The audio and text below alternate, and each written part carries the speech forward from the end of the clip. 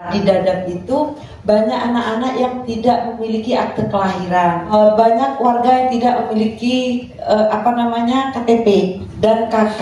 Sedih dan nangis melihat kondisi di Dadap ya.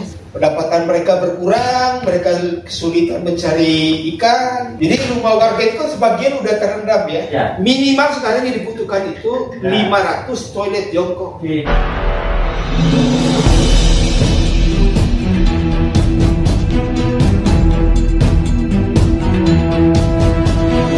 Saya Yani Muhammad, driver online Depok.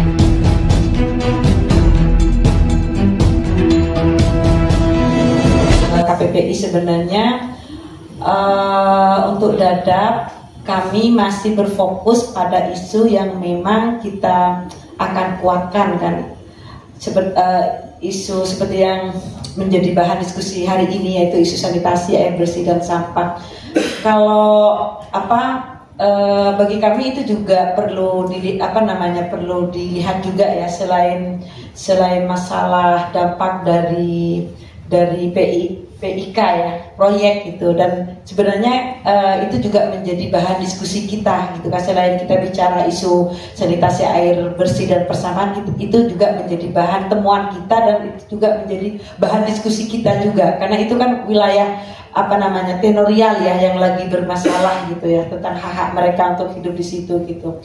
Nah itu yang pertama. Kemudian yang kedua, dari fokus dari apa yang kita lakukan di Dadap, sebenarnya kita tidak hanya menemukan persoalan isu sanitasi dan persampahan ya di dalam konteks program, tapi di situ selama kita melakukan pendampingan ternyata ada persoalan yang sangat dasar ya. Misalkan ternyata di Dadap itu banyak anak-anak yang tidak memiliki akte kelahiran.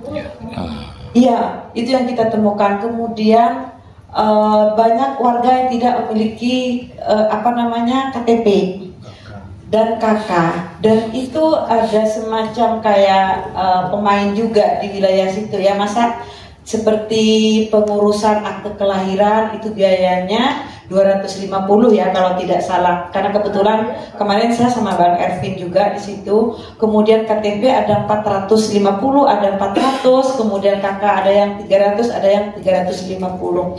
Nah, ternyata ada kebutuhan itu selama kami di sana.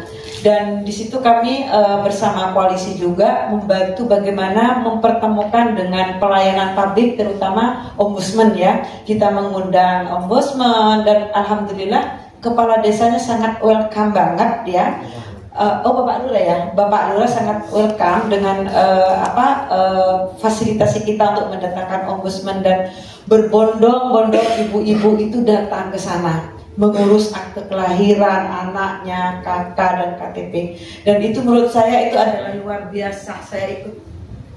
Saya ikut bangga dan bahagia gitu. Ada sebuah ketidakmampuan kami ya, keterbatasan kami, ternyata kami masih bisa membantu persoalan yang mereka hadapi. Memang sangat ironis ya, di sana itu kan dekat dengan perkotaan ya, metropolitan, tapi ternyata masih ada wilayah pinggir kota itu yang tidak terlayani masalah keadministrasian ya. Iya, masalah adminduk. Nah, selain itu ternyata banyak juga perempuan-perempuan yang buta huruf. Itu Bu yang kita temukan itu. Jadi ketika kita bangun KPPI di situ, ibu-ibunya senang sekali bahasanya. Saya senang ada ber-KPPI karena saya bisa sekolah katanya. Kan kita kasih training gitu, tapi mereka menganggapnya sekolah. Saya bisa sekolah, saya bisa tahu banyak hal itu, dan itu membuat saya merinding juga gitu, sedih dan nangis melihat kondisi di Dadap ya. Selain dia juga harus berhadapan dengan program reklamasi gitu, tapi ternyata di situ luar biasa banyak persoalan-persoalan yang harus kita bantu ya, sebagai sesama manusia, bekerja kemanusiaan seperti itu. Mungkin itu peran yang dilakukan KPPI, dan insya Allah nanti ke depan masalah memang persoalannya sangat rumit ya di situ ya, soal dampak PIK ini, dan ke depan mungkin itu juga kami akan menjadi pembahasan tersendiri. Itu saja dari kami. Terima kasih. Ya, mungkin yang bisa ditambahkan, kita tahu bersama ya kalau soal PSN gitu ya, sekira sudah ada sangat banyak kajian ya, termasuk kalau kita bicara soal kebijakan, memang pembangunan kita ini kan belum berwawasan HAM ya. Nah, itu kan ada ukurannya masing-masing gitu ya. Ya kalau kita bicara konkret turunannya itu kan mestinya ada konsultasi publik lah gitu ya untuk proyek-proyek berskala besar gitu. Ya proyek apa saja ya di proyek strategis nasional itu skala besar ya. Nah yang nggak ada kan konsultasi publik itu yang nggak jalan ya. Dan memang desain kebijakan yang jalan selama ini kan memang memudahkan ya bagaimana perpindahan aset lahan masyarakat gitu ya, ruang-ruang kehidupan itu jadi hilang gitu. Nah, tapi kalau kita bicara soal dadap, apa sih yang sebenarnya sedang terjadi dan apa yang sedang kami kerjakan?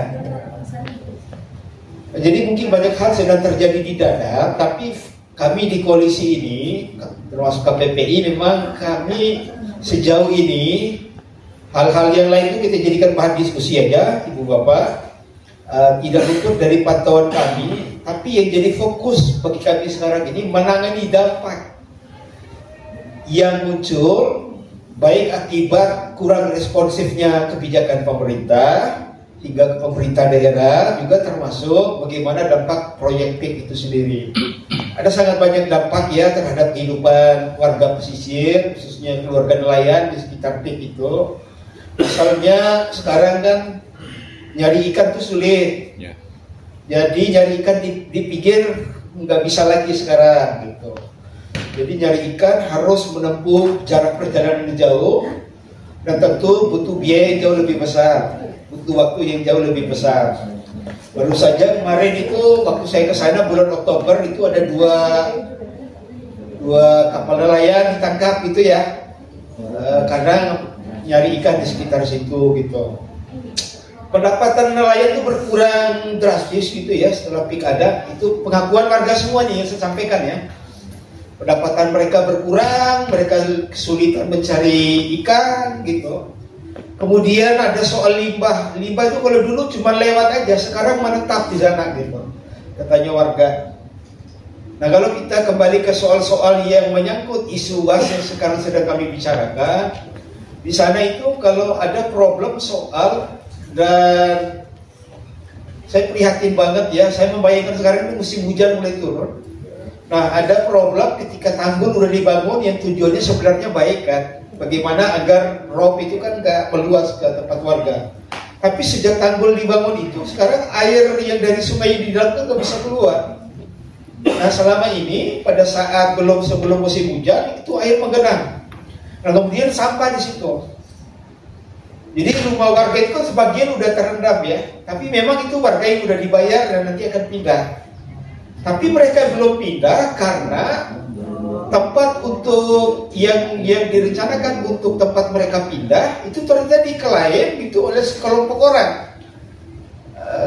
Ya sebuah perusahaan yang menyatakan bahwa tanah timbul itu mereka yang punya.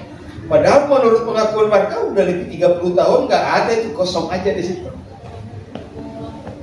Nah jadi ngambang posisi warga ini, mau pindah lahannya tidak ada, mau menetap di situ, rumahnya udah tenggelam setengah, kemudian sampah numpuk di situ, nggak ada jalan keluarnya. Bayangkan kehidupan warga di situ, anak-anak di situ gitu. Itu kondisi real yang kita hadapi, dan kita tahu itu sudah dimuat ya, beberapa media gitu ya, YouTube segala macam udah memuat itu.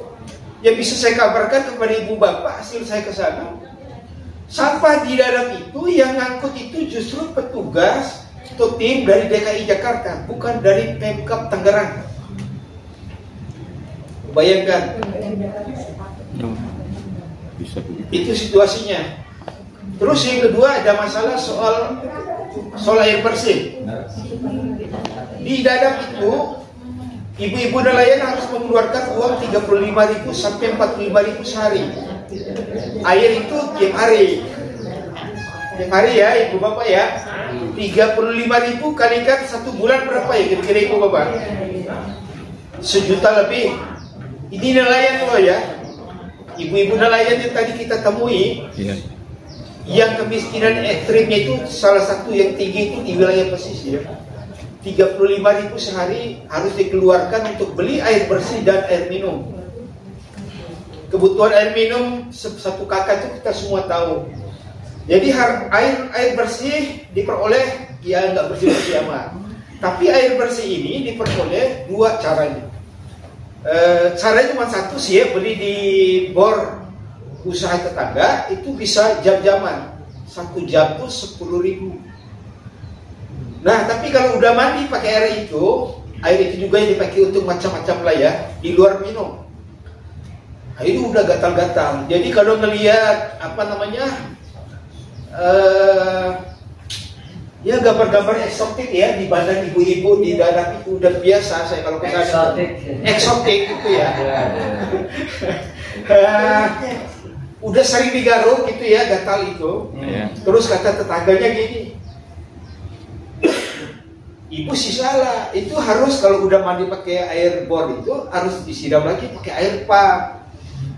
Terus air pumpnya ada Bu? Saya tanya, ada yang keliling gitu. Berapa? 7.000 harga 7.000. Itu yang tadi 35.000 sampai 45.000. Semuanya ada berapa? Ada 900 kakak di dalam itu dari 1.000 lebih kakak gak punya air.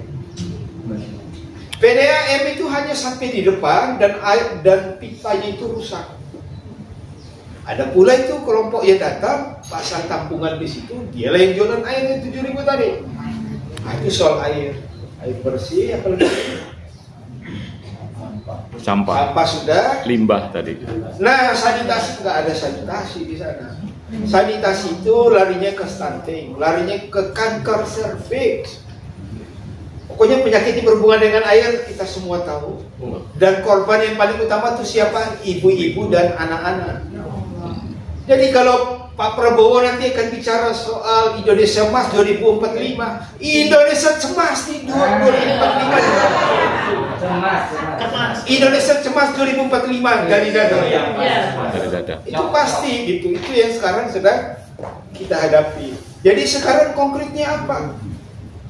Ya warga Dadap sekarang kalau untuk toilet butuh bantuan toilet jongkok. Jadi Wakil Menteri Pemukiman harus memikirkan 500 toilet jongkok Fahri Hamzah. Ya. Bukan menterinya Wakil. Ya, saya orang NTB ya, dasarnya ya. Jadi Pak Marwar Sirait dan Pak Fahri Hamzah minimal sekarang yang dibutuhkan itu 500 toilet jongkok. Ibu bapak di sana butuh penanganan sampah segera. Butuh air, tadi sudah saya sampaikan. Nah bayangkan sekarang sudah musim hujan ibu bapak, sampah yang menggunung itu.